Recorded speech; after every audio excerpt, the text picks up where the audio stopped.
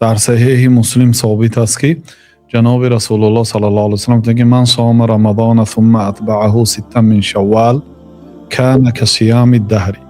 کسی ماه رمضان روزه می‌دارد سپس 6 روز از شوال پیرو می‌کند، یعنی جمع می‌کند بر دم 30 روز یا 29 روزی که از رمضان داشت 6 روز از شوال دارد، یعنی بعد عید، گویا که وی روزه سال داشته است. برای چی؟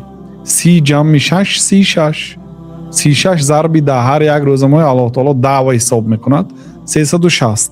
یعنی گویا شما یک سال پر روزه داشتید. یک روز رمضان به 10 روز برابر است و شوال همین قدر فضیلت دارد که شوال هم یک روزش به 10 روز برابر است. بنابراین 6 روز از ماه شوال بعد عید، روز عید روز خوری هست، روز داشتن منع است.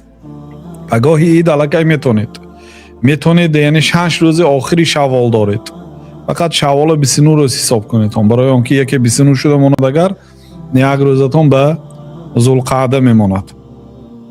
برای می کوشش کنید 29 روز نشده پیشتر دارید.